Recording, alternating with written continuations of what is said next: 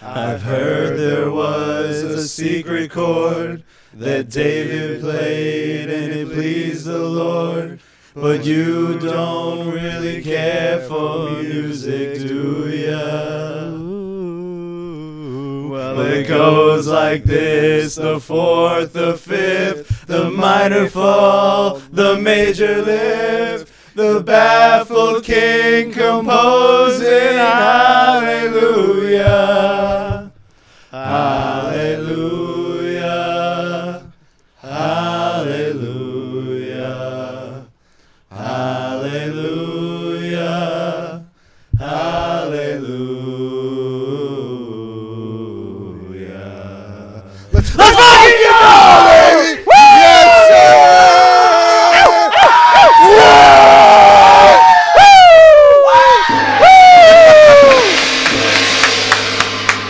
Welcome back, baby. Goddamn! Woo! Oh, man. Well, if you're going to play a song like that, you got to get fired up. You gotta get fired up. The Lord gets me fired up. Baby. That's what we do, you know? The Lord gets me fired up. Yes, sir. Take me to church this next week. Yes, sir. We'll be there. We should do that one. That's a good one. Now we know. Yeah. Write that down. Write that down. Let's Let take me the write that office to church. Yeah. They could all use some Jesus. I got something that day. Makes sense, man. Makes sense. I'll be there. I'll be there. I'll be there. Anyway, Well, what episode is this? I got to be like 34, right? 34. 33. 34? 34. 34. Welcome back. backwards. Let's talk about it. Episode 34. Oh, 34. 7 months running. Holy shit. Ah, damn. Yeah. We're out here. You know what's badass? We recently crossed 1,500 subscribers this week, and it took us about 7 months to get 1,500 subscribers, and I guarantee that we get another 1,500 within this month. Yes, That's sir. called the compounding effect, guys. You just got to get over that little hump and get over it and get over it and get over it. And what took from getting to 0 to 100, it was the hardest thing we ever did, and getting from 100 to 200 was even quicker, 200 to 400 was even quicker, 400 to 800 even quicker, and compounding. So anything in life, guys, like, just don't give up. Just keep going, and eventually those small wins are just going to compound so much, it's going to lead to your utter success. And I mean, right now we're talking about 1,500 subscribers. Wait till 1 year in this thing. 150K. I think we'll have 150,000 subscribers. That's a bold statement that we're going to It's do. stated now. Now it's happening. Yeah, it's out there and it's going to happen. So basically, Thank tell you your guys for your friends, love. tell your parents, tell anyone you know, like and subscribe. Hide your Tell our kids, hide your wife, hide competitors. your husband. They blocked You know, us. hey, We can't tell them competitors. anymore. They took my grid. My grid. Oh no, their podcasts are better than ours. Oh, jeez. man. Well, let's hear who you are for the 34th time. Me? Yes, sir. Without further ado, my name is Thomas McCauley, the head of partner relations, and to my left I have... Frank Grizzly Lawando, the COO. Frankie D, CEO by special request. Appio Fragoletti, Director of Banking Relations. For the 33rd time. Because Lex Ladies had one. Oh, you got yeah. Maybe I just got even Wait, 30. no, we still introduced. I just got Oh, no, we didn't. No, we didn't. They We kicked only us off right started away. singing. Yeah, they kicked. But Miami episode. Oh, shoot. Yeah. 32. Damn, now we're down. Yep. Wow. Let's not talk about Yeah, it. no, no. Let's not talk about it. And now, once again, introducing the number one financial aid team in the world, Lexington!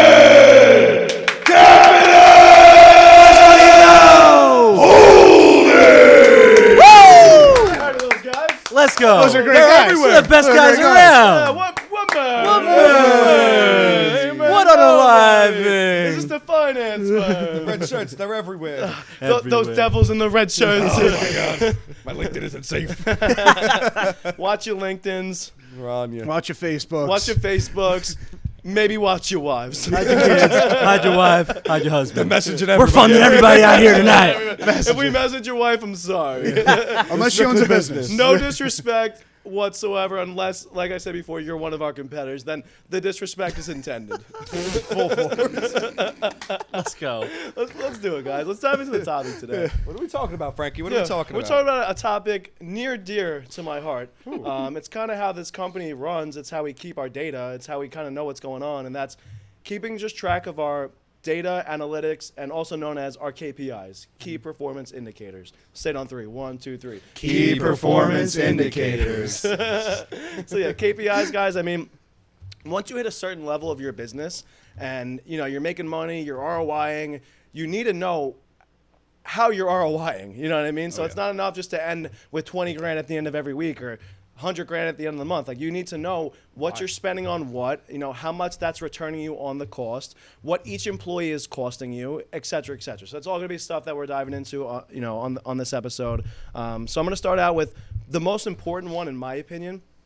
And what we're going to go over, too, is we're going to go over ones that the company needs to keep track of, a.k.a. like management and the company, and then individual sales reps keeping track of them, their own KPIs. And this will be mostly for our industry, but it'll also be a little bit about, it'll be, you could tie in insurance, financial advisors, everything, and anybody else that's really kind of selling, all right? General knowledge. So the most important one to me is going to be CAC, and that stands for customer acquisition cost, all right? So But Frankie, what's that? customer what is CAC? So CAC is basically what it takes and how much it costs you in marketing dollars to not just bring in a client, but in our case, to fund the client. So customer acquisition cost. So it's not just about bringing in the client, it's how much is it taking for this guy to fully fund, right? So that's something that obviously we keep very well track of. With customer acquisition cost, like I said earlier, it's not just the lead coming in. It's not just the sales rep then getting the lead on the phone. It's not him just then subbing the application. It's also then if he's going to take our deal or not. So like with CAC, Yeah. there's obviously a lot that goes into it. I mean, there's some leads that we purchase, there's some leads that we get naturally. Yep. I feel like another thing that can tie into it is pure man hours that go into calling this client, like how many phone calls it takes to convert this client Yep. into a funded deal Yep. at the same time, because those are man hours. I don't get paid hourly, I'm all on commission, but there's a point in time where that, at the end of the year, you can break it down to an hourly rate, 16 hours a day, 52 weeks in a year. Yep. There's a lot of phone calls that go into getting certain clients in, and I feel like there's such a huge variance for our industry, especially because there's some clients that we can get in and out the door within 24 hours and 2 or 3 phone calls. True. And then there's some that we're working with them for a month, Months. 2 months, Months, yeah. calling them once a day, twice a day, a couple times a week, whatever it might be. And I feel like the CAC, the customer acquisition cost, that cost becomes a lot higher. 100%. I feel like for the bank room programs, the LexLock specifically, because of a lot of that, I don't know. How do you feel about that? I mean, MCAs versus. I mean, obviously, in the bank room, we have to nurture the clients a lot more. The sale is between 2 and 4 weeks compared to a cash advance sale or an alternative financing sale, which could take anywhere from about 6 to 12 hours, on a good day. So obviously, your cost per lead is going to end up being a lot cheaper at the end of the day for a cash advance lead other than a bank room lead. But at the end of the day, our bank room tickets do tend to be a little higher. So that is what I think also then balances it out a little bit. But our CAC, since we like to keep bringing up that word, is definitely higher for a client in LexLock than it is for a merchant cash advance client, for sure. Especially when you think about, like, as we said before, the man hour, like what goes into nurturing that client. We got to keep them on the fishing pole for 2 to 4 weeks, and like they're not a customer until they pay. So, during that time frame, like we're sitting there, we're nurturing them. I mean, you do calls, you guys do all the calls. It's hours and hours and hours, It's like a sliding variable on our CAC sometimes on like what, how much is the actual acquisition cost, because it changes, Yeah, no, it changes. Definitely per product, per industry. There's a lot of things that go into it. Another thing to bring up and what goes into CAC is CPL, which stands for cost per lead. Yes. So you also then, our marketing team, they're running paid advertisements. We're running organic lead generation, as in like just posting content, pumping out content. We do email marketing. We do text blast marketing. We cold call. We do it. We have partnerships by our beautiful partner relationship manager, Tom, over here. So we've got our CPLs down to a science, and you need to get it down to per lead source, right? So we know how much it costs us for partnerships to bring in a lead, and we know how much text blast brings in, and we know how much email blast costs us. We know how much cold calling costs us. So that's very important to also keep track of as well. Another thing I want to add with the LexLock CAC too, it's there's a lot more background things that go into LexLock. The banking programs. We have our bank coordinators that are making sure that everything goes through the pipeline correctly, organizing what the client has to do correctly. It takes a lot of time for them as well, and that's another employee, another 2, 3, 4 employees that are on payroll for performing that action for just one client. 100%. Well, multiple clients, but that one client is experiencing that as well. So it goes even deeper too with the banking programs. Yeah, I mean, it's a lot tougher to keep track of it, for sure. Yeah. And that's where like the data can get a little fuzzy. Like it's not always like a complete science. It's like pretty tough to get it down to like a complete science. To be honest with you. I would even say, like, just in the industry alone, our CAC is a little bit bigger than our competitors, just off, that the sliding variable of our different products. We have a bigger CAC. Yeah. Yeah. Also, we We like got the to bigger CAC. we always do, but we also target higher net worth individuals as well, and they cost more to get in the door. So that's also why our average CAC is definitely going to be way higher than our competitors' CACs. You know what I mean?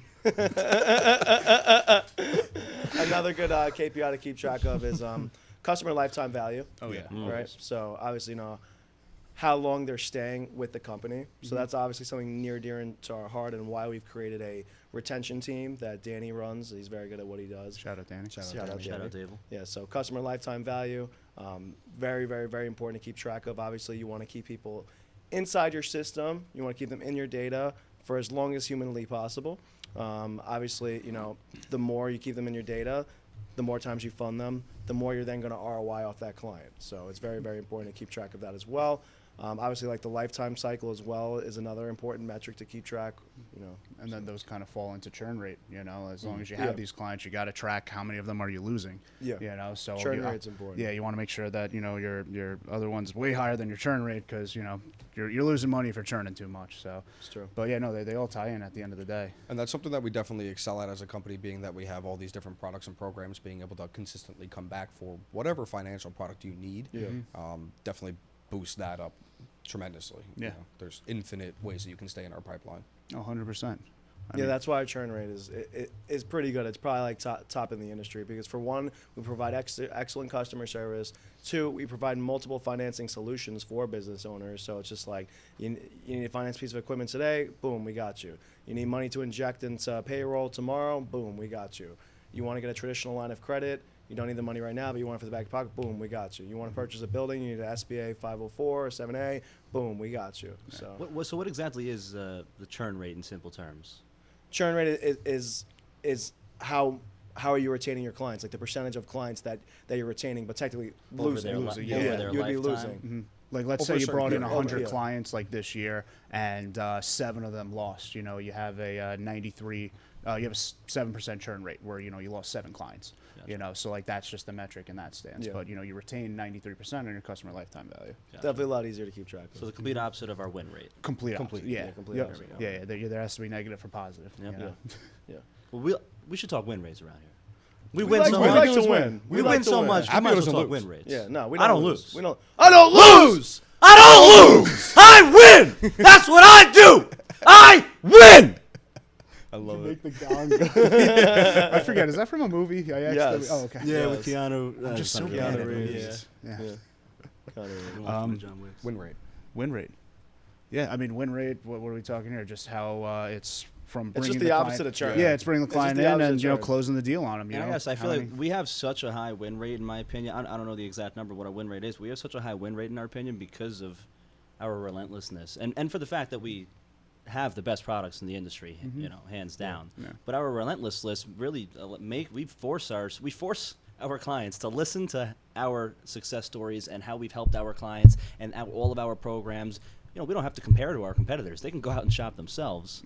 But when it's crazy how many times you have to really stay in touch with your clients. The average turnover for a client, you have to stay in touch with them 7 times. They have to see your ad, your face, your tweet, your Instagram. They have to see you 7 times. Yeah. And when they're hearing us 7, 14, 21 times, Yeah. and then eventually we're turning them over. We don't give up on our clients because we know Yeah. we have the best products in the industry. Nobody can outbeat us, whether it's on the alternative side or the bank side, on the bank room side. So I feel like that's another reason for our success and our win rate, on why it is so high and why our churn rate is so low. I also think we find ourselves very lucky in how we position ourselves in the market, being more on the consultative side, because it almost keeps our metrics in a better stance, because as we said, we can fund them for cash advance today, and then they could be in the LexLock program in 2 months, and then they might need a piece of equipment a little bit after that. There's just these endless possibilities with us where, they're coming to us for a consultation, not just for the product, hey, you might not need that one.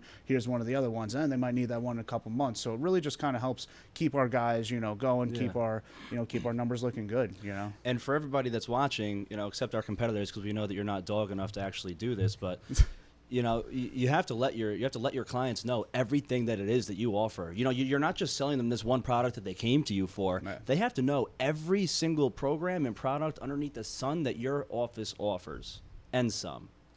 and what your and what your network can offer as well. Because this way they turn around and come back to you. Because like we say all the time, and we said it in this morning's meeting too, there's so many times where we'll fund the client, or maybe not us as much, but there's so many times where people will fund the client, and 2 weeks later they take money from somebody else just because they forgot, they didn't realize you had this other program, or you can do this, or you could do that, you could do the third. Yeah, that's another reason to why we're so diligent and our win rate's so high, and why we retain our clients over a lifetime span, because we make sure that every single client that comes in our door knows A, B, C, D through freaking Z on what we do. And I feel like not a lot of people do that. And so if you're out there, except our competitors, I'm not worried about you guys, but everybody else in any other industry, you have to make sure that your clients know everything that you do and everything that you can possibly offer.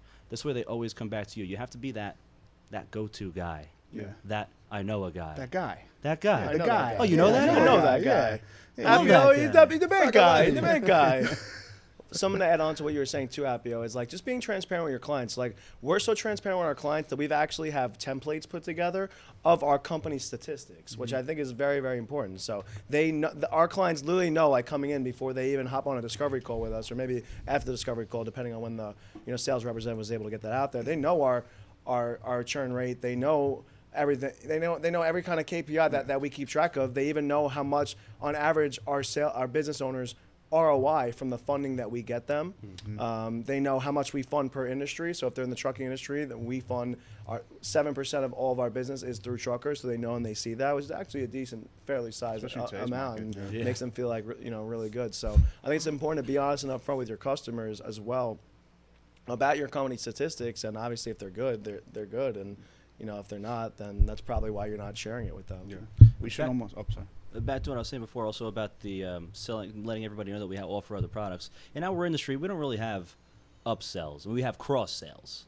Do we really have upsells in our industry? We do have upsells, and that's something that we keep track of as well. Because for cash advances, you could sell a deal up to like 15 points depending on the lender, and you could downsell the deal down to 0 points if you really want. So that's kind of like the upselling aspect. And there are PSFs. Some brokers charge PSFs. We don't really do that unless it's on like a line of credit with like Foundation where we make 2 points. But other than that, we don't charge PSFs really for the most part. So there are upsells. Okay. Yeah, there are upsells. Your traditional upsells.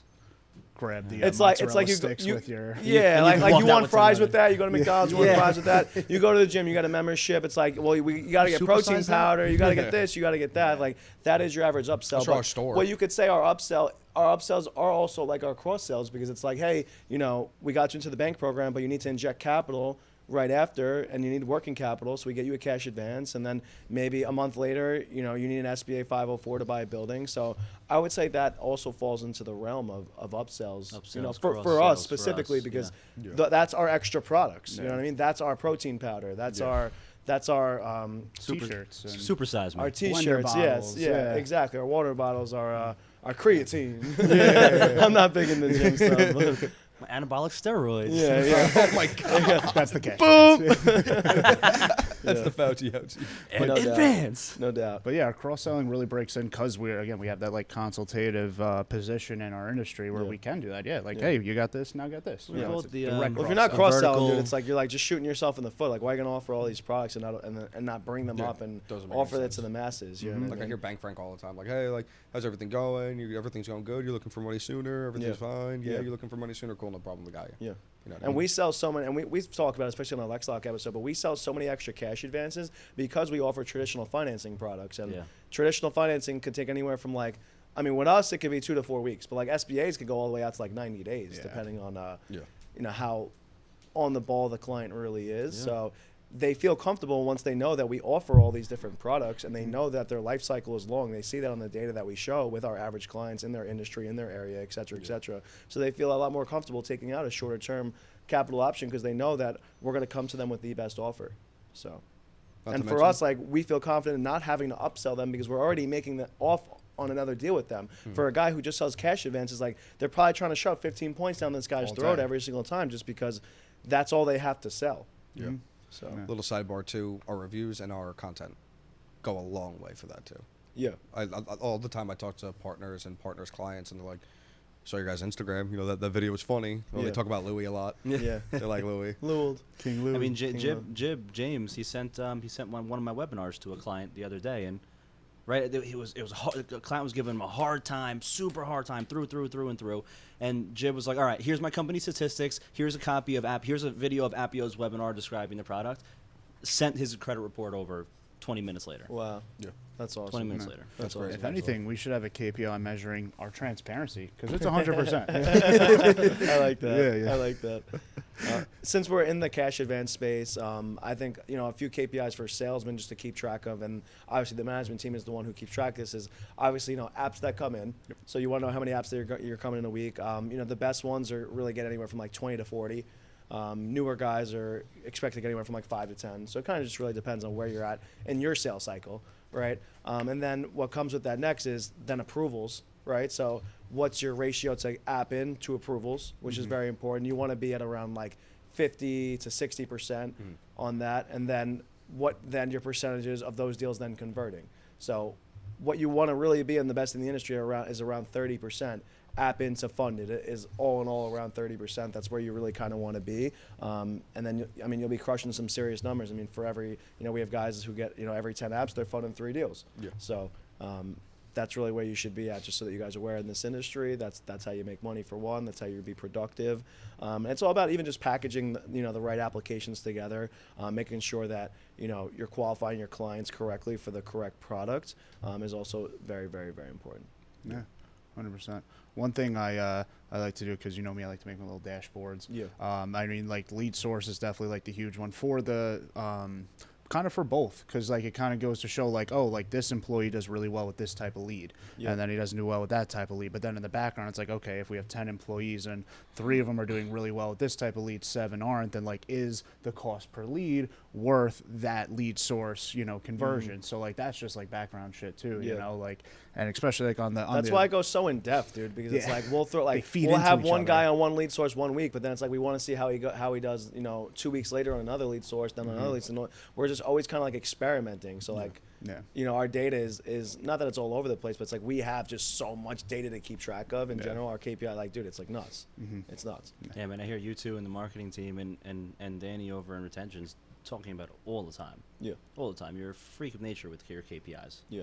And you need to be. Yeah, well, that's how you track realistically where everybody's like actually at, because when we first started, like we had people getting 15, 20, 25, 30, 40 apps, and then we started to realize like, wow, they're packaging a lot of apps up, but they're not converting. Why are they not converting? And then when we're able to then put the statistics on the board and the whole company is well aware of who converts the most, it then makes them more conscious of what they're doing, and they're then going to package up better apps, and they realize that they can't just package up everything and just send it through. Some people, you just got to just educate them on, hey, like we just can't qualify for this product or program at this time, and you need to do X and Y in order to then qualify. And I'll touch base with you every week, every few days, just to coach you, talk to you, hear from you, and then once the time is right, we'll get you right back into the pipeline. Yeah. That's another big thing for just statistics in general and win rate and was the fact that we constantly do follow up and we do educate them. Many times people listen to our advice and a couple months later they come back.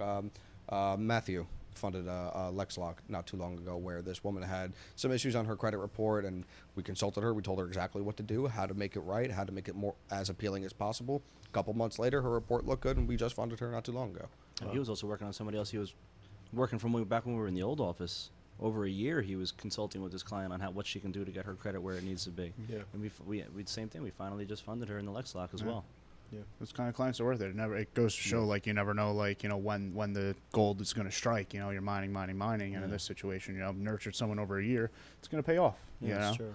I wonder I don't know what the ROI was on that with his time. How much time and effort he put in. I forget the exact deal size that was. Sometimes it's not always about that, though. It's about just getting the client in because of the lifetime cycle of the client staying in the pipeline. With somebody like that, I'm gonna assume she's probably gonna be with us for a very long time Yeah. because we were so patient with her, Yeah. and the fact that she stayed patient with us at the same token to deal with us for about a year or so, and trusted in Matt to help her and her business make the best decision for her financially. Yeah. That's a customer for life. That's you know? definitely Customer for life. Yeah, they know Definitely they threw can off come our back. average sales cycle, No doubt. Turnaround time. which we And our obviously had CAC is two that completely often. different No, not average the sales CAC. cycles from both rooms. Yeah. What do you think our average sales cycle for the alternative side of things is compared to the bank room side of things? I mean, obviously, the cash advances we could get done within, like, I don't want to say our exact KPIs, but like 2-3 days. That's what I was on thinking. average, like 2-3 days. That's what I was going to say. And then for us, to keep it bland, 2 to 4 weeks. Yeah. 2 to 3 weeks is really more where we're at. 2.75 days. Blowing up our spot here a little bit. Let me throw it up. Yeah. Let's throw up our stats. One thing I like too with like going back to like the employee level of KPIs and stuff is how you mentioned like we have like the stats on the TV. Yes. Gamifying it is so huge. It drives internal competition. It lets the visualization happen. Yeah. I mean, even in the background, like we have all of our data just on fat spreadsheets, but like no one knows what the fuck you're looking at. It's just a bunch of numbers. So you visualize it. You make your bar graphs, you make your charts, you make your tickers. You do all that stuff, and in the background it helps out a lot because now we have something decent to look at. And then on the TVs it looks really well because that bar just went from red to green, and now I know I'm doing better than you, and now you got to do better than me. So it's just like my numbers are there, your numbers are there. Like let's it helps out internally. Just something as simple as promoting the KPIs to the employees boosts KPIs. It's true. And another important point that you brought up is that working on spreadsheets. So obviously, not every company's as big as we are. We've been able to build out, our data, our analytics onto our CRM, which has been very, very, very helpful of the past year or so. But when we first started out, we were spreadsheet or die. Google Sheets. We do love you, Google Hallelujah. Sheets. We love you, Google Sheets. So I mean, don't think that you have to drop all this money in, right away into a crazy robust CRM to keep track of your data, keep track of your analytics. It's not about that. Like, just start out with basic stuff. Like, literally, watch this or Google, basic KPIs to keep track of for your sales team. Keep track of it on a spreadsheet, and then what you do is just every week, then going forward, is you just add like 2 to 5 things that you want to just start keeping track of, and that's what you do. And then you just add it, and you just keep track of it. And then whether you as the owner, or you delegate it to a sales manager or a team leader, then needs to then start keeping track of everything, religiously. So, like I said, start out with Google spreadsheets. You start making over $1 million a year, build out a more robust CRM system, have it keep track for you. Plug in a number, boom, keeps track of it for you. There's not much hassle or time that goes into it. Obviously, it comes to a point where it's not fully then worth the team leader or the manager's time to go in and input all this data, right? You might as well spend the $50,000-$100,000 to get it done for you. So as crazy as it sounds, that is what it could cost to get your your KPIs to where it needs to be, where it's just like click of a button, boom, uploads, visual, whole nine. And then, like I said before, to reiterate, don't start out with 20 things at once. Start out with 5 basic things that you want to keep track of with your business. Obviously, it's different per industry. And then every week, watch a sales video, watch this video, and just Google stuff, Google Bard, Gemini, whatever you want to call it, and just continue just to add a few different things, and then just continue just to keep track of those. Yeah, and I mean, that really comes down to pretty much anything. You always want to work within your means. You always want to budget and grow your budget. And just like we were talking about with marketing a couple episodes ago, you don't go in with a $100,000 marketing budget, unless you have it. But you start light. You work within your means. What percentage of what you have you can put into this? Like you said, Google spreadsheets and documents are fantastic. So use them until you could start building out something like Excel. that. It's all great stuff. And not to mention, I'm sorry, I was gonna say that could horribly stunt you if you run into your business and you drop so much money in a CRM and now you don't have money for lead sources or payroll or you need to anything, spend you know what I mean? spend money on marketing, on marketing, and by what I mean by marketing, in leads. Yeah. You shouldn't be throwing all your dollars and cents into KPIs and analytics. Start making money first, and then you could worry about tracking how you're making the money. You know what I mean? And then obviously, with business, this is kind of veering off a little bit, but like just keeping basic track of just like a profit and loss on QuickBooks, and just knowing, what you're spending money on, what money is coming in from the business, like each client, and then just seeing exactly where you're at per week, per month, per quarter, bi-yearly and yearly, and just knowing exactly, you know, like how much you're profiting per that, you know, time period. Also what you're spending in that time period, because you might look at your P&L and your balance sheet, and then you might be like, hey, you know, Grizz, like we are spending too much on this, or we're spending too little on that, and we're not ROIing off this. We need to get rid of this and dump into something that's working. And that's another thing too, is like a lot of people are like always concerned about getting like 5, 6, 7, 8, 9, 10 lead sources. And instead, like what you need to do is you need to find what's right, and then you throw every dollar, penny, and cent into that lead source, and then you build and build and build and build, and eventually it'll plateau. And then that's when you go and try 10 different things. One of them's going to hit. And then once that hits, then you throw every single extra marketing dollar budget into that. Then eventually you plateau. Then you try 10 different things again. And then it's kind of just, that's kind of just like a repeat life cycle of a company. And their kind of marketing, I guess, tactics and bringing in lead generation and stuff like that. And that kind of just goes with anything, honestly. So yeah, the trial and error, and like you can't be afraid to you know, to push that envelope a little bit. You know, like just because it's not working today, tomorrow, the next day, like doesn't mean it's not going to work for a week. You know, like you generally got to like try these things. Yeah. You know, that turns into your company burn rate as well. You know, like if I have $10,000 and I'm just starting my company, like you got to penny pinch a little bit, but obviously leads are the first big thing. So you know your burn rate, you want to last 5 months, you want to put $2,000 a month into it, like 90% of what you're doing should really go into leads, because that way in that 6 month or 5 month span, like, you know, okay, this lead source is going to work. You know, you have a good trial and error on it. You really get through and bust into it. It's this, you know, it's a smart move. absolutely. And the other thing I wanted to mention before, for everyone who's starting out, you know, like how we were saying, use Google Sheets, use like any basic system, because one, Google Sheets is free, and the other thing that's free is YouTube. You know, because there's equations for all this stuff. So, you know, Excel is awesome because you could type in equals and then put in a little equation, and it's going to be a plug and play process. You know, you write that equation once, and now you can track all these things. But again, you don't want to get overwhelmed. You don't want to get over your head. You know, start small, pick the 5 major things, you know, and you can Google that too. Best 5 major things in my industry, you know, best metrics in my industry, KPIs, BI, whatever you want to call it. And, you know, it'll tell you what to do, and throw it on a Google Sheet, you know, get started. You know, that's the main goal. Absolutely.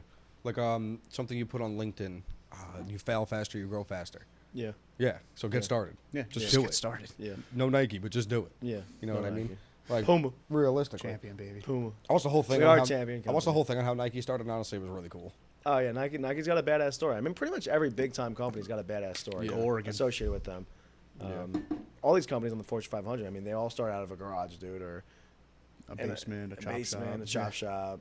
Yeah, Nike started with some dude who went to crazy college who story. just really liked shoes, and he Yeah. like did track. And he Oregon. went to his coach and was like, "Hey, I got this. This is a good idea." And then he was like buying shoes from. Who cares? But it was awesome. I think the craziest part about Nike was when they bet everything on Michael Jordan back in the early Yeah. 80s. Like everything, their Everything. whole budget, they fucking dropped on Michael Jordan, and it ended up working out. Best move of their Their life. data Yeah, but- analysts were like, holy shit. In the middle of Oh, no doubt. so many lawsuits as well with the Japanese distributor that they were first working with. Yeah. So he really doubled down so many times in that story. It was insane. They got an $8,000 loan from, I think it was like his wife's father, and from the shares they gave him, they made millions of dollars for it. So they invested $8,000 into their company when they were about to die, Yeah. and then they got rich because of it. Wow. Crazy. It's amazing. Yeah, I wonder what that KPI is. It also goes to show is that one person could truly just change a whole organization.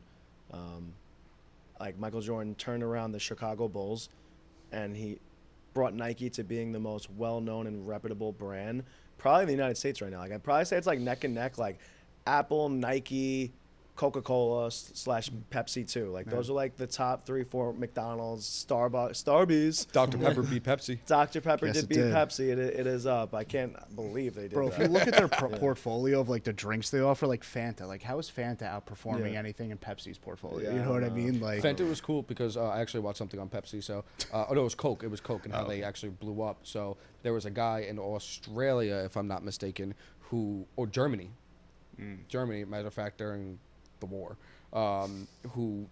Coke wasn't selling the product there anymore. Yeah. So what he did was he still worked at the Coke factory there, but he made a new soda with Coke. It was Fanta, so he sold Fanta there. interesting. I could have messed up the country, but that's how it went. So they were making money off of Fanta during the war Wow, in okay. Germany, which Yeah. I mean, I guess isn't the greatest thing, but still, it was awesome. To what you said before, Frankie, how one person can change your entire company. I mean, this is on a smaller scale, but me, you, and Corey were just talking about this last night. How you can have one client in your life that you might make a couple of bucks off of, but the amount of referrals that they bring you, Yep. the amount of business that they bring you, how many times they come back throughout their lifetime, just because you sold them one good deal, Yeah. where you made, maybe just a couple of points off of it, something bare minimum, and they brought you 10 other clients. They brought you a referral partner. Marty going to college with that guy and meeting that guy over in college is now going to become a great referral partner of ours, where he's Absolutely. very excited about it, and that's going to be huge for Martin especially, and great for the company as always. It's crazy how these little interactions and these little wins and bets that you make on yourself and on these other people, how they turn into such astronomical things when it's just supposed to be one deal. How the dots You can't connect. think about it like Yeah. that. That's how Damn, the dots Marty got a connect. guy from college. We went to the same college. I should have got him first. Yeah. Darn, first. Yeah. Should have It was in answered the that freshman group chat. So Shit. you were a year older, so you weren't in that I group was always chat. in those because I was in the fraternities. Oh, That's how you really? get the kids. That's yeah. hilarious. Hey guys, party this Friday. Like you say, nothing's a waste of time. Yeah. No. Nothing's a waste of time. Nothing's a waste of time. Because like you turn back, you look back 3 years, it's like, damn, Yeah. that one little thing I thought was a waste of time just Yeah. turned That's what into this. propelled my career. That's why I'm here. This is why I'm a millionaire, and this is why this happened. I so mean, that this is could why I'm happen. here. If we didn't know each other, or we thought each other were a waste of time and didn't speak to each other, this wouldn't be a situation. It's true. You got the call. I got the call. I was in the shower, but Yeah. I returned the call after. Yeah. I got the call. One thing that, just get back on the KPI talk. One thing I think is huge, and not even particularly for us, but like even in some instances for us, is sales by like region and state. Like I know that's just a big one for basically every industry. Whether you're doing insurance, finance, you're in construction, whatever it is. Like you want to know like what's going on in that state. So like for us, like we sell nationally, so like we have all these states, but I know there's, I'm not gonna say which one it is, but there's one state that we have really focal point, especially in a certain industry. So like that, that information alone is great, because when it comes to marketing, now okay, in Alabama, like let's put more of our trucking advertising out and that stuff. So that's how they loop into each other, because like now all right, in Alabama it's this, my cost of my CAC is this when it comes to that kind of trucking lead. So like, all right, so there to there crosses into each other, and like now our win rate is higher because we use those other two KPIs. So they feed in. Absolutely. That's what I love. I fucking love numbers, Yeah, man. absolutely. And like almost like to reverse engineer that, like we know which states have more businesses than don't. So Yes. obviously like New York, PA, New Jersey, Florida, California, Texas, North Carolina, South Carolina, states like that have more business owners in them, that they're more of a capitalistic states. It's not like Montana, North where Dakota. where they're just farming. God bless our farmers, obviously, but there's way less businesses there than there is here in New York, like the mecca of business. So, we know also how many businesses are in each state. So that's why we do target also certain states over others with the leads that we buy as well. Yeah. So. Buying a list of 50,000 Wyoming leads is not as fruitful as No, Texas. no, agreed. And like even like say like when we run our advertising and our marketing, like obviously we could market and advertise and run PPC to certain states, certain regions. So that's exactly what our beautiful marketing team does. Oh, Shout out to Remy. So, shout out to Remmel. T. Shout out T. Oh, yeah. Their KPIs are suffering. No doubt. They need somebody. It probably costs a lot of money. I'm sure need it you, costs a Frankie. lot of money to make those cars. They need me. They need you. They need me. Liddy Frankie, I'm getting in there. Lucid, you hear Fractional this? Frankie. I'm getting in All there. right, fractional. Frankie. Frankie D. CEO, Fractional CEO, KPI expert. Fractional CEO. fractional CEO. And it will get to a point too, guys. Like we're pretty much getting to that point. Like Grizzly and me have really been keeping track of like all the data and analytics like thus far. And obviously like it's pretty easy plug in and play. But we're keeping track of so many things. Like at this point, what are we keeping track of? It's like 126 different metrics or something lot like of- that. So it's like it's coming to a point where we're actually gonna be hiring somebody soon just to be our data analysis person in the office, and they're gonna basically just come to us like every day and be like, hey, do you know that this person's ROIing you this much, and this state's doing this for you, and that lead's doing that with this person, that and that and that, and I think we should try this with that. And like I've heard some like crazy stuff. Like Pat Bet David hired some data analysts like years ago when his first business was coming up, and he asked them, he's like, because they would come up to him with like all these crazy ideas. He's like, I want to know what's like the the signs. What's that called? Like if you're a Gemini or something. Oh, the astrology Astros. sign. Yeah, he's like, I want to know who sells the most per sign. And he thought it was going to be his sign. I think it was like Gemini or something like that. His was actually last in the company. yeah, out of all of his employees. Remy, can you write that down? I'm So, gonna start like, tracking that's like that. how in-depth that you That's guys could gonna get, be though, fun. with your KPIs. Like, you could get really, really, really crazy with it. And that's why it's a never, like, ending thing. And it's like why you just got to start small and just slowly add to it. And don't stress about it. And start with your Google Sheets. And then when you make $1 million a year, build a more robust CRM out, and then add, and then add, and then add, and then eventually hire and delegate, and then you drop shit on them whenever you want, and make sure that they think of cool, crazy ideas to start keeping track of. So I guarantee you guys under 5'10" sell more. I agree. We're more aggressive. We're bulldogs, baby. We're Used bulldogs. to getting bullied around. Now it's time to do the bullying. Little chihuahua. Yes, We sir. never got bullied. Even like one day, like we're gonna keep track of like certain times in the day that we sell more. You know what I mean? Like that's yeah. like a crazy statistic that like we should know, honestly. You know what I mean? Like what day, what times of the day, what we know what days we sell more. Like whether it's like Monday, Tuesday, Wednesday, Thursday, Friday. But times in the day, I think should be That the could be a fun next one. next thing that Yeah, we I gotta feel like do. our like that. company specifically is going to be crazy because of LexLock that can fund at any time during the week, any time during the day. Well, that's Like, why it's not gonna always be an exact so cool. science to Yeah. it. You know what I Yeah. mean? Like you could just get as good as it's possible. You know what I mean? So you just do your best. You know what I mean? Like other companies, you can look at other companies and they're like, yeah, we do our best at like 4 o'clock. And then like, you'll see some of our percentages out at like 8 o'clock. And it's Yeah. like, what the hell is Yeah. going So on then- over there? Yeah, how are they what's funding deals at happening? 8 p.m.? Something like 9 that. p.m.? Like you break that down into just Saturday.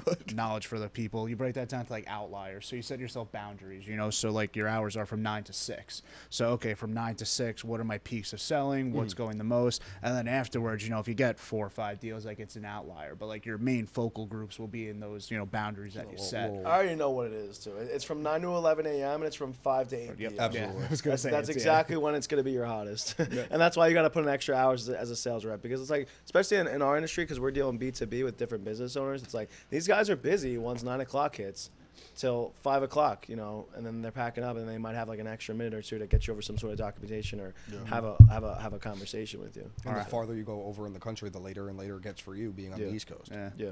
Our analyst is going to come in one day and be like, Frankie, we got to keep him here from 9 to 12. Yeah. Send him home. It saves money, and then bring him back at 4 o'clock. One thing I wanted to bring up, one slept on KPI for sales reps is not how many times they dial out or how many contacts they make. When they're on the phone, how long they're on the phone with somebody for a minute or longer. Yeah, Especially duration. if you're doing a lot of outbound dialing. That to me is the most important key performance indicator, because you're actually seeing who's able to keep the attention of a business owner and sell them, so to say, say the word, sell them, make them like you, be personable with them, gather data and information out of them specifically. So that's important. Absolutely. Because there'll be a lot of guys who have like 4 hours of talk time, and there's guys who have 3 hours of talk time, but on those 3 hours, they were on the phone they had 60 to 70 times when they were on the phone with people for more than a minute longer. Those other guys are just sitting on voicemail a little longer than others. So that's why I don't think like whole talk time is necessarily like a good even indicator of how well a sales rep's doing. I agree. Break it down to duration per call. Yeah, Definitely. 100%. The duration per call is the most important. And a flip side to that too, though, is that you don't want to have a sales rep being on the phone for 10, 15 plus minutes with a guy every single time. Think about it. If there's an 8-hour day and someone's on the phone for 30 minutes at a clip, that means they're only on the phone 16 different times. And we dial out 500 freaking plus times a day, right? So you really want to keep it like, we found that like the sweet spot, especially in the first initial call, because like we're not selling people in the first initial call. We're just doing a quick discovery call. We're breaking down exactly what we're doing them. You want it to be anywhere from like 4 to 7 minutes is really like where you want it to be the most efficient with your time. Obviously, more times than not, it ends up being in like the 10 realm, and that's okay. Obviously, we need to give as much information as possible to the clients, but if you want to be efficient with your time, 4 to 7 minutes is really, really where you want to be at. And if you have your sales presentation put together on the upfront and you're organized and you prep for each call, you do at least like a 2-minute prep for each call, there's no reason why you can't accomplish that. No, 100%. Get all your data and info out, and then take on the questions from the clients. Yeah. So And it brings on memorability too, because like, I can be sold in 30 seconds, but not going to remember who you are. Yeah. Give me that after that minute, you probably cracked a joke at me. Yeah. You made me giggle a little bit. So like, all right, now I remember Frankie from Lexington, Yes, sir. like when the next call comes, like this guy, the guy, yeah. The I've guy. been in the fields It's all day. Yeah. you. Yeah. You're the one I love. You're the only one I need. See, company culture. Yeah, you just saw it before. Yeah, that company culture episode was really good. Yeah, I we missed the crushed back. that That's a shit. great one. Yeah, we crushed that shit. We crushed this shit. We crushed every shit. That's it, yeah. We Crushed crush it all shit. day. We do. Toilet paper cross- industry, be scared. We come here, we fuck shit up, and we leave. And we measure our CAC. Yeah, we do. I break people's faces for money and bounce. That's what I do. Every time I do my fucking deal, it goes right in there. If you guys have any questions on what you guys should be keeping track of, if you keep track of anything right now, what are the next steps? Feel free to leave a comment below. We could have somebody reach out to you from the team, whether it's myself, Grizzly, Tom, somebody from management. We'd be more than happy to obviously help you guys out. Hope you guys found this educational. We freaking love you guys. We freaking love you. Freaking love you guys. we Thanks love for getting us to 1,500 subscribers. Like, Yeah, let's clap it up. seriously, 'Cause that's a tremendous accomplishment.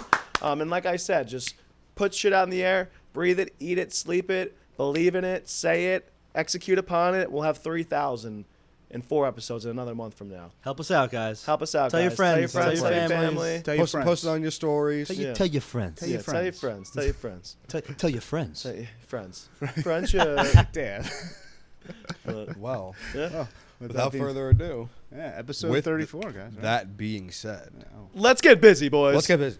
A 1, a 2, a skiddly diddly do. Oh, say, can you see by the dawn's early light what so proudly we hailed at the twilight's last gleaming, whose broad stripes and bright stars through the perilous fight o'er the ramparts we watched were so gallantly streaming, and the rocket's red glare, the bombs bursting in air, gave proof through the night that our flag was still there. Oh, say does that star-spangled